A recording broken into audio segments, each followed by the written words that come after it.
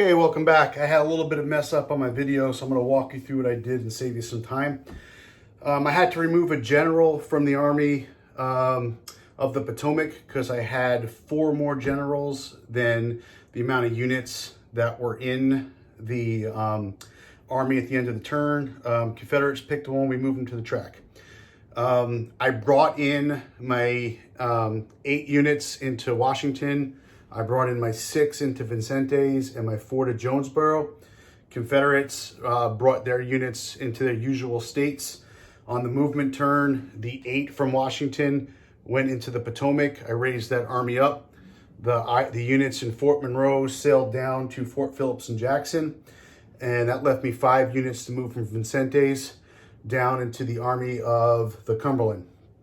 The Confederates moved up. Remember, they got those port runners last turn, plus their reinforcements, they moved up. So the Army of Northern Virginia is now sitting at 9. And the Army of the Potomac is sitting at 9. So they actually are going to be in good standing.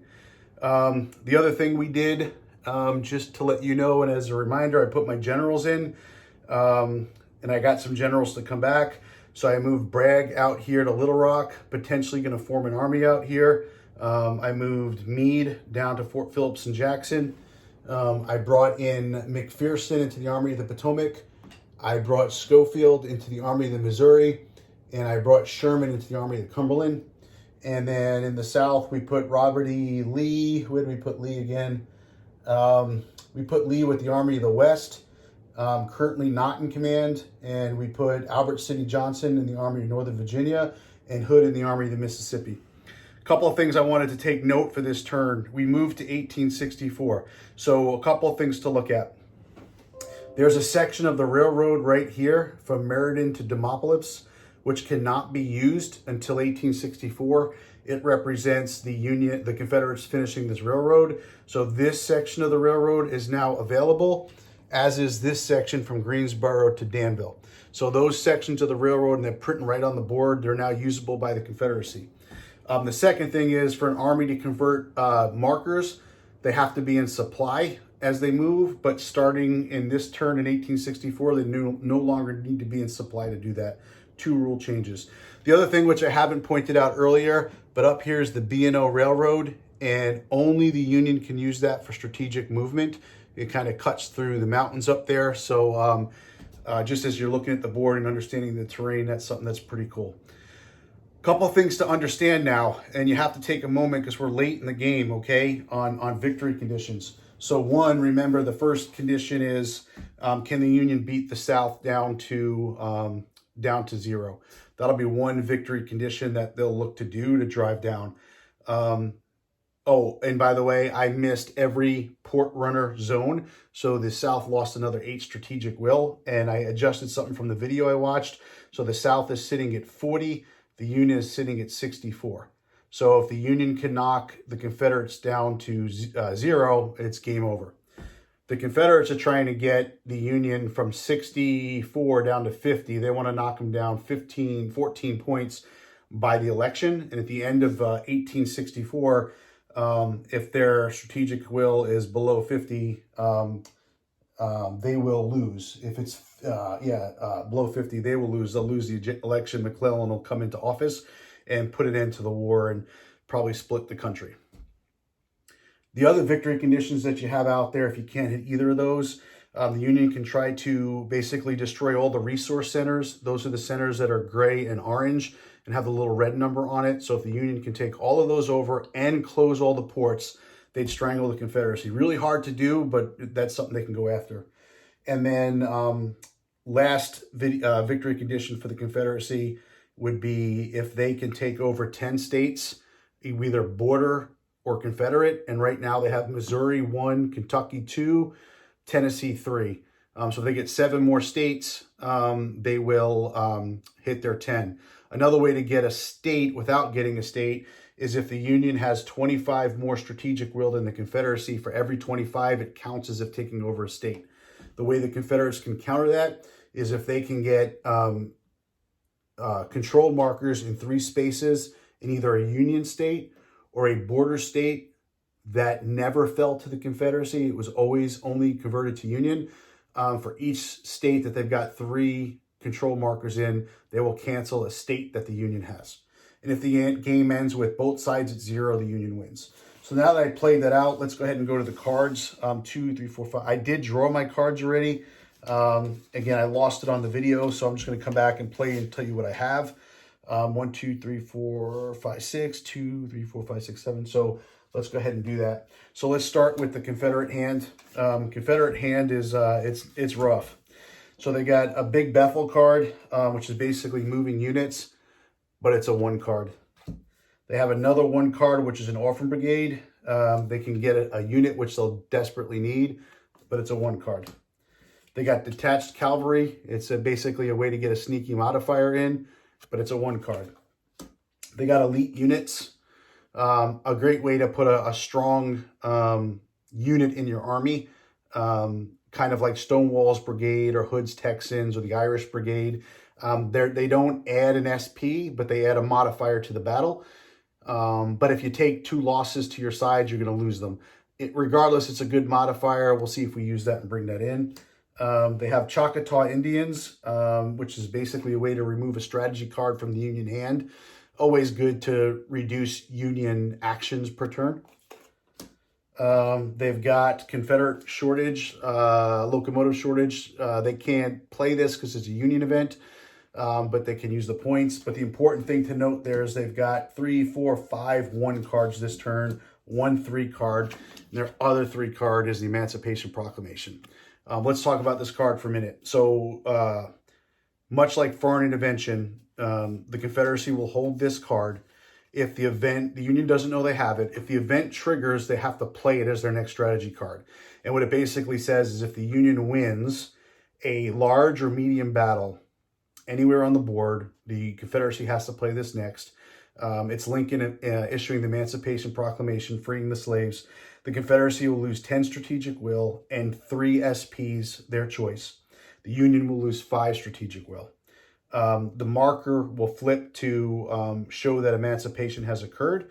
And then when the North takes 5 strategic will for war weariness, the Union's going to take it. The Confederacy will also take 5, kind of like for guilt.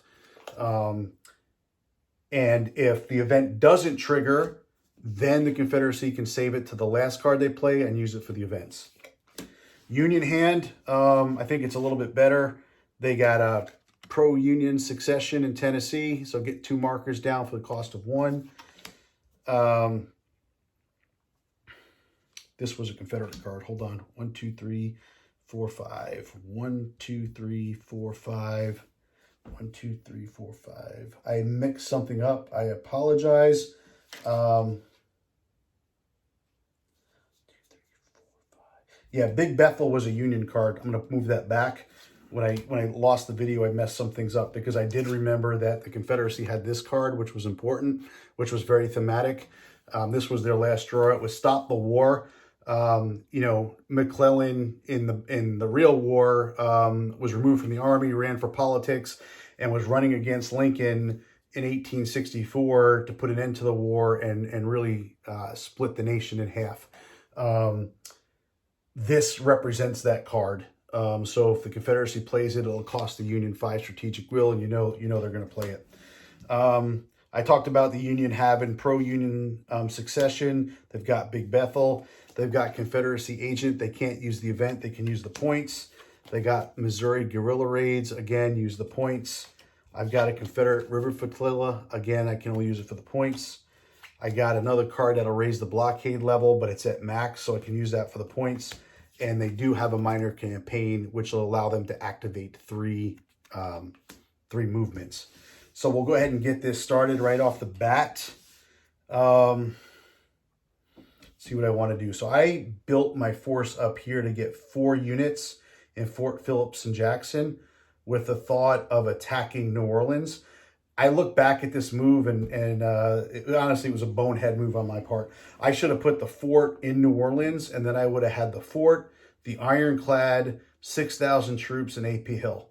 I don't know what the hell I was thinking here, but I'm going to call that one a mistake. So I think the Union's going to want to make an attack here. They're probably going to want to attack Virginia down here. And the last move with the Army of the Cumberland is to get them moving potentially into Alabama to try to just destroy the Army of the Mississippi. Army of the Mississippi is at 7, but they don't have a lot of pluses. Well, they got Longstreet there now, so they'll have a 3 on the defense. But the Army of the Cumberland now has Sherman in it, which means they'll get a 3, 4, 5 modifier on the attack. That could be my second move, and then my third move. Yeah, let's go ahead and do this. Let's go ahead and do the minor campaign right off the bat. So we're going to play it. Okay. First move I'm going to do is I'm going to take the Army of the Tennessee. They're actually going to cross the river. They're going to pick up this unit in Madison. And they will go from a 6 to a 7. They will then move into Elizabeth and pick up the 2 units there. And they will go from 7 to 9. And they will pick up Fremont and Buell. And that'll all go into the Army of the Tennessee. And then they're going to go ahead and try to make an attack on Bragg, Smith before they can make an army out here.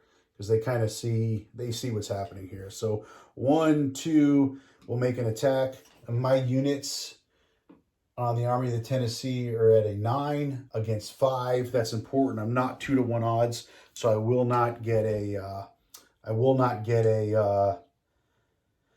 ability to continue moving if I win this battle, which I wanted to do, but let's go ahead and see what happens. So I rolled the dice. I got a 2 and a 3. So let's do the Confederacy first.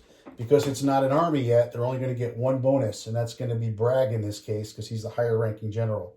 So I rolled a 2 plus 1 with Bragg is a 3. This is going to be a medium-sized battle. So a 3 is going to be 1 loss to the Army of the Tennessee. They'll go 9 to 8. The Army of the Tennessee rolled a 3. They do get... So Burnside's attack is a 0, which means he can only use 1 other general because his attack rating is less than the oh no, wait, let me look at this. Bragg has no defense rating and Burnside has no attack rating. So they're not less, they're equal. So I can use 2. Plus I have a cavalry unit. So actually when I go back and look at the Confederacy, they will lose for not having a cavalry unit, but they'll still do 1 casualty. I'll roll the 2. I will get a +1 for the cavalry is a 3, and I'll get a +1 for Pope, which is a 4. And a 4 is only 1 loss on the rebel side. So the army actually did not win that one because of a terrible, terrible roll, and I don't have pluses there. So that is a loss. But it will prevent Bragg from forming an army up there, which might be important. But that is a loss. That sucks. My second move will be to take the Army of the Cumberland. I'm going to come down to Columbia, down to Alabama. I'm going to convert it. So that's 1, 2, 1, 2, 3. We're going to attack the Army of the Mississippi. The Army of the Mississippi cannot retreat. So we will have a battle here. This is going to be 10 against 7. All right, a 4 and a 3. So the Confederacy, the Army of the Mississippi, is led by Van Dorn, who's got a 0 defense. He can use 2 generals, so he'll lose Longstreet, who's got a +3. So that's going to give them a 7. A 7 result on the medium track will be 2 losses. So 2 losses to the Army of the Cumberland. They'll go from 10 to 8. The Army of the Cumberland rolled a 4, 5, 6, 7. The Army of the Cumberland rolled a 3. They have +1, 4, +1, 5. They rolled it, so they'll get 8. 8 will be 2 casualties to, so they don't win either. So that's going to be 2 casualties to the Army of the Mississippi. They'll go down 7 to 5. So that's 2 losses. That stinks. My last move, knowing that I just got my butt whooped twice, I'm going to take the Army of the Missouri. I'm going to go 1, 2, 3, 4 to pick up these 6 units. You can't move armies along rail. So I'll pick up those 6 units. And that's the Army of the Missouri. So they'll go 5 to 11. 1, 2, 3, 4, 5, 6. They'll come back down to Columbus and kind of sit tight. Those are my 3 moves. I did not like the way that worked out at all. I was hoping for a much better result. So we'll go to the Confederacy. All right. What does Bragg want to do here? I really wanted to form an army. So I'm going to go ahead and activate Bragg with a...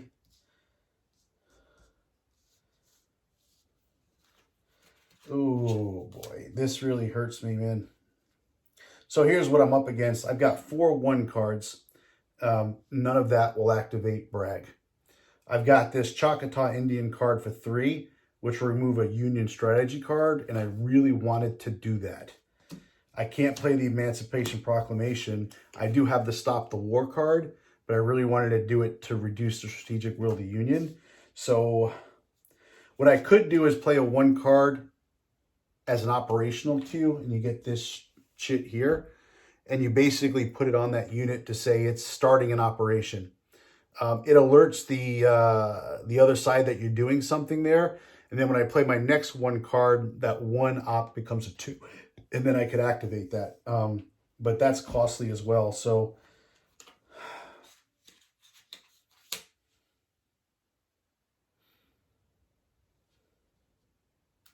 I'm going to play one of the cards. You know what? I'm going to play elite units for 1. And I'm going to take the, I can pick one of those elite units out there. So I'm going to go ahead and take, and I'll show you what that looks like. I'm going to take Hood's Texans. It's just a really strong unit that will add a +1 modifier in battle. They are not an SP. They're just a +1 modifier. And I'm going to put them with that army there in case I get attacked again. Because I think that's where I'm potentially most at risk. We go back to the Union.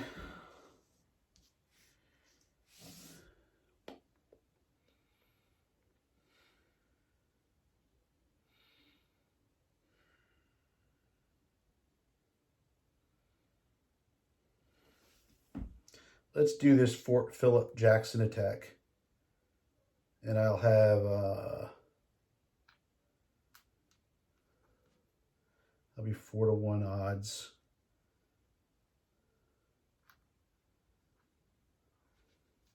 Really like to take New Orleans and start moving up this way. As much as I also want the capital, though.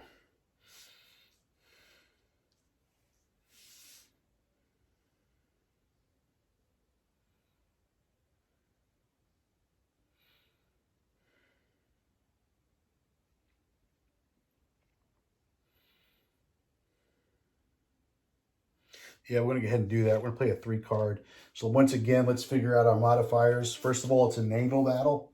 So the defense is going to get +2 for the ironclad. That's all they'll get. So their modifier on the naval is going to be a 2. My amphibious assault rating is currently at a 3. So I'm at a +1. So I'm at a +1 for this attack. And then we do our normal modifiers. So I'm at a +1. The Confederacy has a plus AP Hill. So here's how that'll work. We'll roll the dice. Keep in mind I'm at a +1. Oh, God. Alrighty. So the Confederacy rolled a 5. They have AP Hill. That's a 6. A 4 against 5 is a small battle. So the 5 plus the 1 is a 6. A 6 result on a small battle will be 1 casualty to the Union. Okay. The Union is sailing in They have the +1 modifier, as we just worked out for the naval. They are at 4-to-1 odds, so they'll get +3, so they're now +4.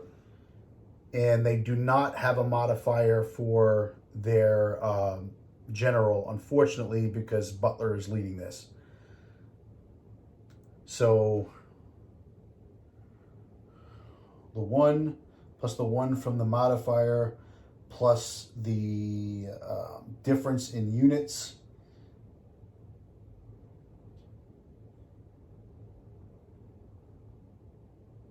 +4 is a 5. A 5 result is 1 casualty. So I will destroy the 1 unit that's there. And the destruction of the unit will come out. 1-to-1 is a tie.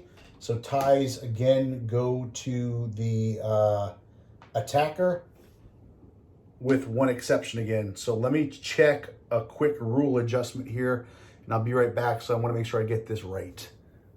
Okay, so the rule I'm reading here, when a Union amphibious assault against a space with no fort loses the battle, so I lost the battle, and the Confederate force is eliminated, which it was, the Union force still retreats and does not capture the space.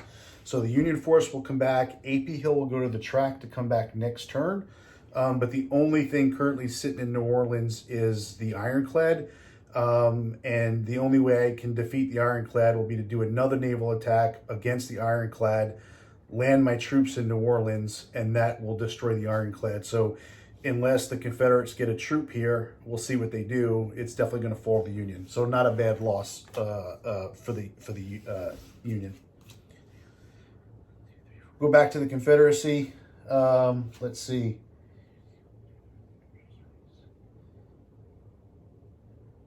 So I got a 1 card where I could basically move 1 unit. Oh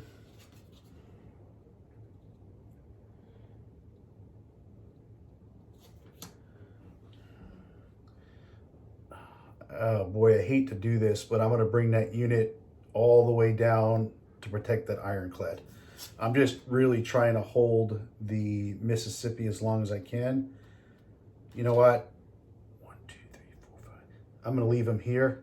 I'm going to attach a unit from the Army and bring him all the way down to New Orleans with that 1 card and hold that part. I'm trying to hold on to the Mississippi at all costs.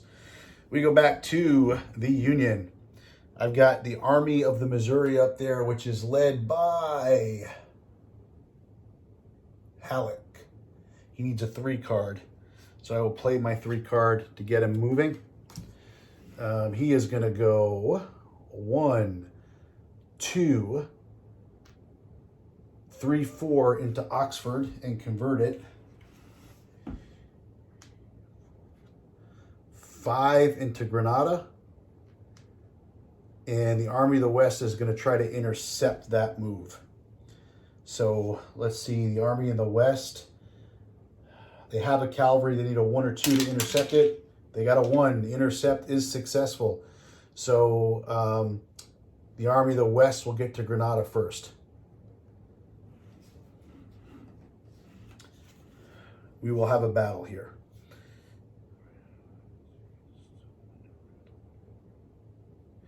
So I'm trying to decide if I want to play Detached Calvary. The Army of the Missouri, they do have a cavalry. So basically says, played prior to a battle against an army with 1 or more cavalry brigades. The only effects are the Army Commander General's battle rating. So if I play this, the Union will get +1 for the Army of the Missouri. The only effects are the Army's commanding general battle rating is reduced by 2. No cavalry general battle ratings may be used in the battle. They won't lose the cavalry. These effects end after the battle, or I can place 1 PC marker in any space within 4. Okay, so what this is basically saying is, as the Army of the Missouri is coming down, I am going to play this card as the Confederates, and it's basically going to remove their, we're going to say that Pleasanton currently isn't with that army. So that's the card I'm going to play, is in response to that move. So let's go ahead and roll the attack dice. All right, double fours. So the Confederacy, we'll go them first on the defense. Army of the West, they have, this is a, Army of the Missouri is an 11, Army of the West, so it's a medium-sized battle. So the Army of the West's got a 4. They get nothing for Polk. They will get 1 for Wheeler, 5. And then we'll use Lee, 6, 7, 8. 4, 5, 6, 7, 8. And then we're going to go max on this bad boy. Well, no, I don't want to lose a general here because it could be Lee. So I'm going to leave it at 8 because 8 losses to 10 losses don't make a difference. So instead of losing Lee, I'll use Price. So that's a 4, plus 1 for Wheeler's 5, plus 1 for Price is 6, plus 2 for the interception is 8. Defenders roll, attackers loss is 3. So the Army of the Cumberland will lose 3. Let's move them down. Army of the Mississippi loses. Oh, it's the Army of the Mississippi is going to lose 3. So 1, 2, 3. Okay. The Army of the Mississippi, they're basically fighting as if they didn't have the cavalry here. So they got a 4. I will not get any pluses for my general. And I can't use my cavalry. And I'm fighting the army. So I can use 2 generals here. So I'll go ahead and use plus 1 is all I'm going to get here. Wow. So that's all I'm going to get is that 1. So I'm going to get a 5. A 5 result will be 1 loss to the Army of the West. So they will go 7-6, and the Army of the West will actually win that battle. Oh, it's not what I wanted. All right. It is back to the Confederacy turn. They played that card, but that was a response to the Union move. They still have to go do their turn. Let's go ahead and randomly remove a card from the Union hand now. Again, I want to get their hand out. So that's going to be 1, 2, 3, 4, 6. I'm not going to take that result.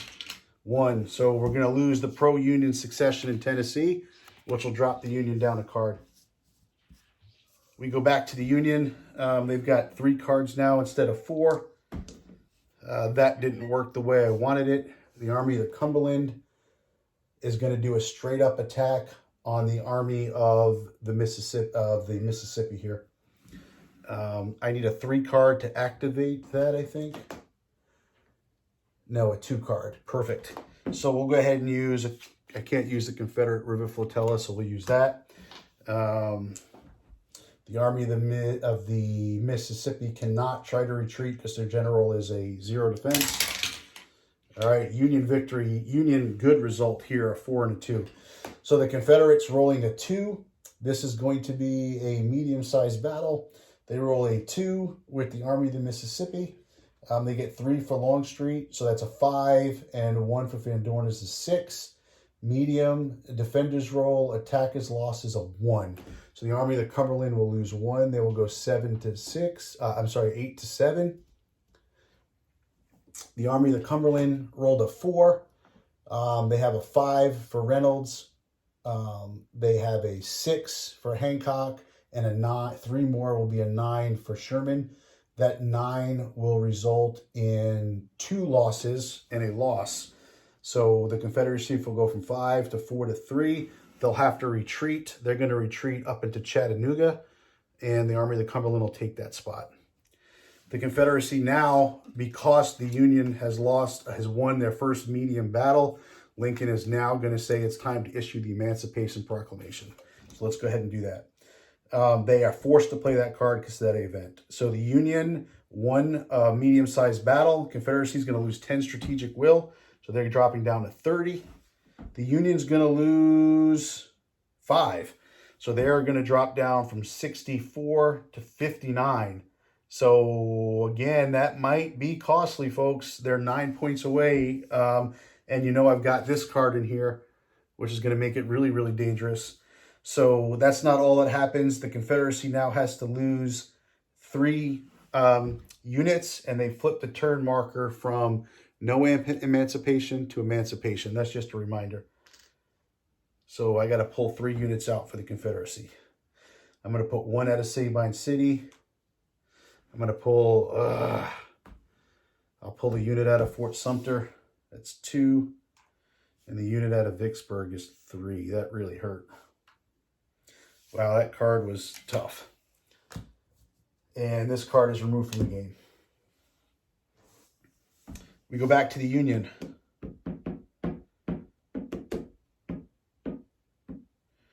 Union's going to keep up the attack here. I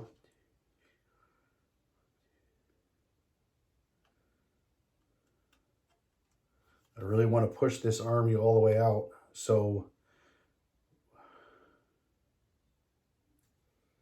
we're going to do it again. Another attack. Let's roll it out. 4 and a 2. So the Confederacy rolled a 2 with the Army of the Mississippi. 3, 4, 5. That's going to be 1 loss to the Army of the Cumberland. They'll go 7 to 6. The Army of the Cumberland rolled a 4. 5, 6, 7, 8, 9. That will be 2 more losses to the Army of the Mississippi. It's going to drop them all the way to 1 and a retreat. So I'll convert that spot, moving to Chattanooga. I would have declared that first. Back to the Confederacy with 2 cards. All right, Van Dorn. I'm going to take this 1 card with Van Dorn and get the hell out of Dodge. So I can activate him with 1, and I can move him basically 6 bases. So he'll go to Dalton for 1, Kingston for 2, Atlanta for 3.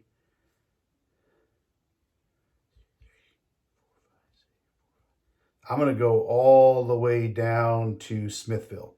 This way, if the Army of the Cumberland pursues me, he'll be out of supply, and he won't be able to get an attack in. I'm trying to save that army and not lose it. We go back to the Union.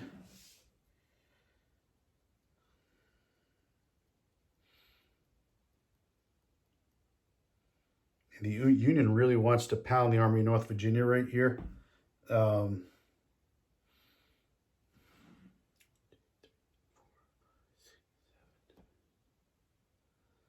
But maybe I can afford to be a little patient.